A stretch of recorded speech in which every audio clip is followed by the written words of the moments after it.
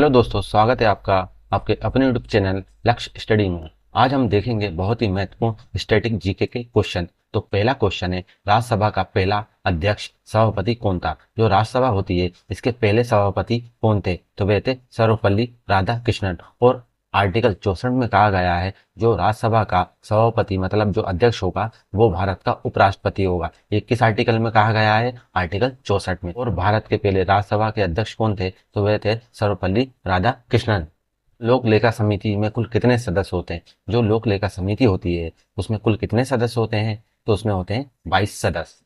22 सदस्य जो होते हैं जिसमें से 15 जो सदस्य होते हैं वो लोकसभा से चुने जाते हैं और जो 7 सदस्य होते हैं ये राज्यसभा से चुने जाते हैं। तो इस प्रकार कितने हो गए? 22। लोक लेखा समिति में कितने सदस्य होते हैं? 22 होते हैं। स्थापना कब हुई थी? तो इसकी स्थापना हुई थी 1921 में। कोई व्यक्ति संसद का सदस्य न होने पर भी अधिकतम कितने समय तक मंत्री रह सकता है? संसद का सदस्य न होने पर भी अधिकतम कितने समय तक मंत्री बनकर रह सकता है? तो वह अधिकतम 6 महीने तक मंत्री बनकर रह सकता है। ये किस आर्टिकल में कहा गया है? ये आर्टिकल 75 में कहा गया है। कारखानों में बाल श्रम पर प्रतिबंध किस अनुच्छेद के तहत लगाया जाता है? जो बाल श्रम होता है ये किस अनुच्छेद में कहा गया है? तो ये कहा गया है अनुच्छेद 24 में। भारतीय संविधान में धर्मनिरपेक्ष शब्द किस संशोधन द्वारा जोड़ा गया है? भारतीय संविधान में एक शब्द है धर्मनिरपेक्ष, इसे किस संविधान संशोधन द्वारा जोड़ा गया है? तो इसे जोड़ा गया है 42वें संविधान संशोधन द्वारा। और ये कब हुआ था? तो ये हुआ था 1976 में। भारतीय संसद के 3 अंग कौन से हैं? तो भारतीय संसद होती है उसमें 3 अंग होते हैं। वह कौन कौन से होते हैं? तो वह होते हैं लोकसभा, राज्यसभा और राष्ट्रपति। ये तीनों मिलकर संसद का निर्माण करते हैं। इसको याद करने के लिए एक बहुत ही सरल ट्रिक है। एक शब्द है सरल। क्या? सरल। तो सा से क्या हो गया? संसद। रा से हो गया राज्यसभा। ला से हो गया लोकसभा। और तो आर्टिकल 79 में संसद का वर्णन है और आर्टिकल 80 जो है इसमें राज्यसभा का वर्णन है और लोकसभा किसमें है? 81 में। तो आपको एक शब्द याद रखना है सरल। तो 79 में संसद है, 80 में क्या है? राज्यसभा है और लोकसभा किसमें है? 81 में। आपातकाल के दौरान मौलिक अधिकारों का निलंबन का प्रावधान किस देश से लिया गया है? जो आपातकाल के दौरान मौलिक अधिकारों का निलंबन होता है ये किस देश से लिया गया है? तो ये लिया गया है जर्मनी से। केंद्र और राज्यों के बीच संबंधों की समीक्षा के लिए 1983 में कौन सा आयोग गठित हुआ था? तो ये हुआ था सहकारिता आयोग। रंजीत सिंह सहकारिता की अध्यक्षता में 1983 में इस आयोग का गठन हुआ था और इसने अपनी रिपोर्ट कब प्रस्तुत की थी? तो की थी 1988 में। अंतर्राष्ट्रीय परिषद का उल्लेख किस अनुच्छेद में है? अंतर्राष्ट्रीय परिषद का उल्लेख किस अनुच्छेद में है? तो ये अनुच्छेद है 263। लोकसभा होती है उसमें वर्तमान में राष्ट्रपति द्वारा कितने सदस्यों को मनोनीत किया जाता है? तो अभी 104वां संविधान हुआ था। कौन सा? 104वां संविधान हुआ था 2019 में। इसके तहत यह प्रावधान हटा दिया गया है। तो इस प्रकार कितने सदस्य मनोनीत होते हैं? तो वह होते हैं 0। तो ये कौन सा संविधान संशोधन था? 104वां संविधान संशोधन। और ये कब पास हुआ था? 2019 में। नीति आयोग के पदेन अध्यक्ष कौन होता है? जो नीति आयोग होता है इसके पदेन अध्यक्ष कौन होते हैं? तो वे होते हैं वर्तमान में भारत के प्रधानमंत्री। कौन होते हैं? तो वह होते हैं भारत के प्रधानमंत्री। जो वर्तमान में प्रधानमंत्री होते हैं वह नीति आयोग के अध्यक्ष होते हैं। और नीति आयोग की स्थापना कब हुई थी? तो ये हुई थी 1 जनवरी 2015 को। कब? 1 जनवरी 2015 को। भारत के कौन से राष्ट्रपति निर्विरोध चुने गए थे? भारत के ऐसे कौन से राष्ट्रपति थे जो निर्विरोध चुने गए थे? तो वे थे नीलम संजीव रेड्डी। और ये भारत के 6वें नंबर के राष्ट्रपति थे। कौन से नंबर के? 6वें नंबर के राष्ट्रपति थे। राज्यसभा के सदस्यों का कार्यकाल कितने वर्ष का होता है? राज्यसभा में जो सदस्य होते हैं इनका कार्यकाल कितने वर्ष का होता है? तो इनका होता है 6 वर्ष का। और हर 2 साल में 1/3 सदस्य इसमें रिटायर होते हैं। कितने? 1/3 सदस्य इसमें हर 2 साल में रिटायर होते हैं। और इनके कार्यकाल कितना होता है? तो इनका कार्यकाल होता है 6 वर्ष का। सैन्य कानून के दौरान मौलिक अधिकारों पर प्रतिबंध का उल्लेख किस अनुच्छेद में है? सैन्य कानून के दौरान मौलिक अधिकारों पर प्रतिबंध का उल्लेख किस अनुच्छेद में है? तो अनुच्छेद 34। अंग्रेजों ने पहली बार संविधान सभा की मांग को कब स्वीकार किया था? अंग्रेजों ने पहली बार संविधान सभा की मांग को कब स्वीकार किया था? तो ये किया था 1940 में, जिसे अगस्त प्रस्ताव या अगस्त ऑफर भी कहा जाता है। वित्त आयोग किस प्रकार का निकाय है? जो वित्त आयोग होता है ये किस प्रकार का निकाय है? तो यह अर्ध न्यायिक निकाय है। किस प्रकार का निकाय है? तो यह अर्ध न्यायिक निकाय है। और जो वित्त आयोग होता है इसका आर्टिकल कौन सा है? तो यह 280 में इसका वर्णन किया गया है। किसका? वित्त आयोग का वर्णन किस आर्टिकल में किया गया है? तो यह किया गया है 280 में। जीएसटी काउंसिल का उल्लेख किस अनुच्छेद में? जो जीएसटी होता है इसका उल्लेख संविधान के किस अनुच्छेद में है? तो ये अनुच्छेद 279A। कितना है? 279A। मुख्यमंत्री सामूहिक रूप से किसके प्रति जवाबदेह होता है? जो मुख्यमंत्री होता है ये सामूहिक रूप से किसके प्रति जवाबदेह होता है? तो ये होता है विधानसभा के। और ये किस आर्टिकल में कहा गया है? तो ये आर्टिकल 164 में कहा गया है कि जो मुख्यमंत्री होगा राज्य का वह सामूहिक रूप से किसके प्रति जवाबदेही होगा? तो ये होगा विधानसभा के प्रति जवाबदेही होगा। यानी अनुच्छेद 164 में कहा गया है।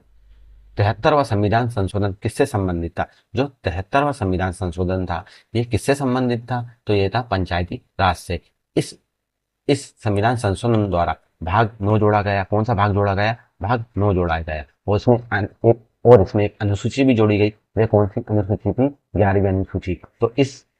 तो इस संविधान संशोधन द्वारा भाग 9 जोड़ा गया और इसी के साथ साथ अनुसूची 11 जोड़ी गई।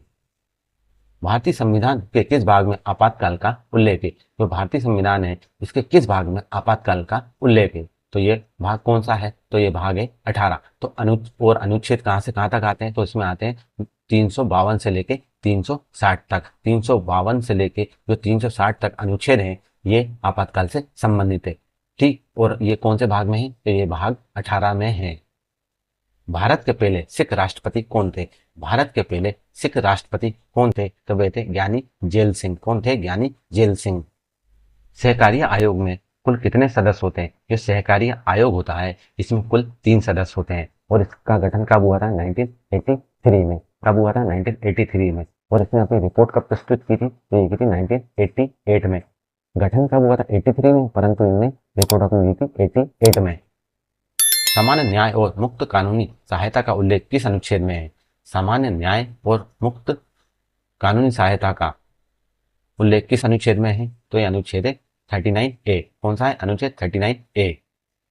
प्रथम प्रशासनिक सुधार आयोग की अध्यक्षता शुरुआत में किसने की थी? प्रथम प्रशासनिक सुधार आयोग की अध्यक्षता शुरुआत में किसने की थी? तो ये की थी मोरारजी देसाई ने। काउंसिल ऑफ स्टेट को और किस नाम से जाना जाता?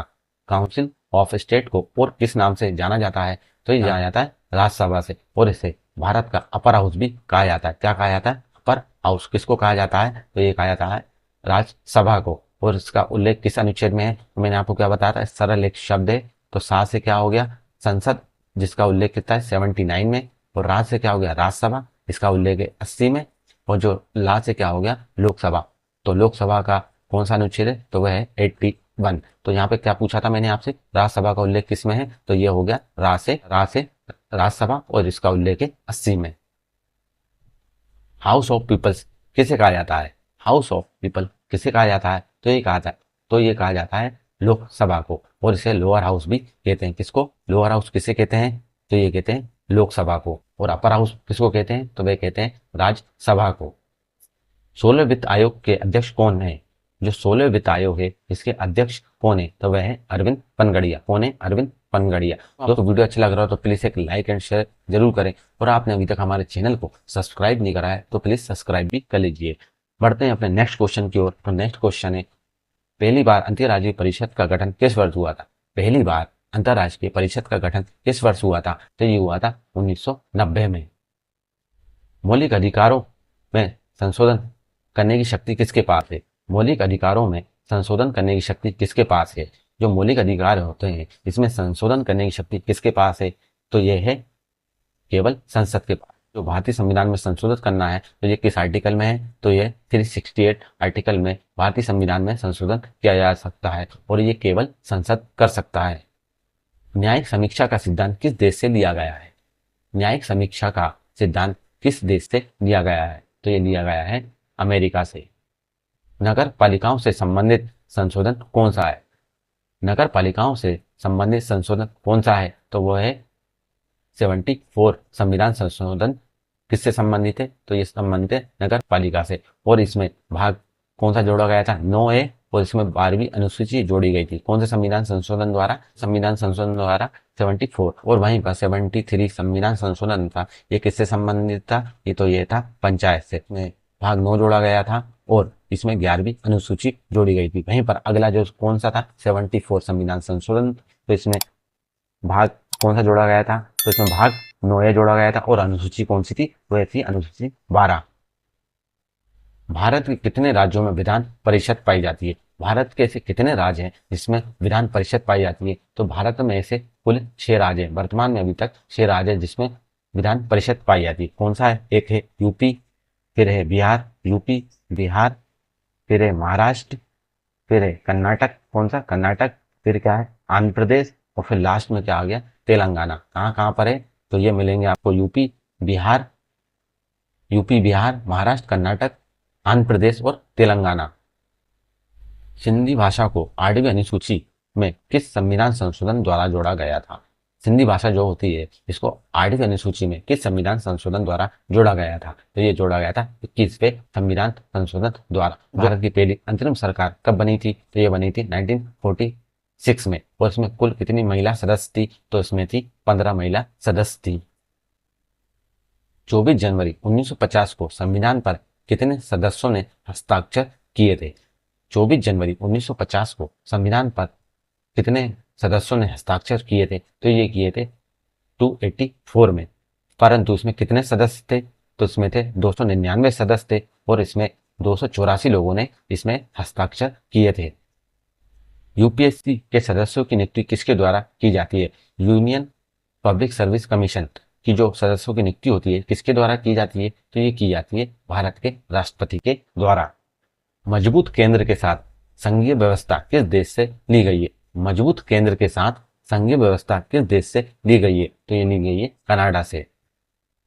GV.K. राव कमेटी का गठन कब हुआ था? जो कौन सी कमेटी है? GV.K. राव कमेटी का गठन कब हुआ था? तो ये हुआ था 1985 में। कब हुआ था? 1985 में। और जो ये कमेटी है इसका संबंध किससे है? तो इसका संबंध है पंचायत से। कैसे संबंध है इसका है पंचायत है। तो इसका संबंध है पंचायत से और इसका गठन कब हुआ था? 1985 में। यदि संसद अध्यादेश को पास ना करे तो इसकी अधिकतम अवधि क्या होती है? यदि संसद अध्यादेश को पास ना करे तो इसकी अधिकतम अवधि क्या होती है? तो इसकी अधिकतम अवधि होती है 6 महीने या 6 सप्ताह। क्या? 6 महीने और 6 सप्ताह।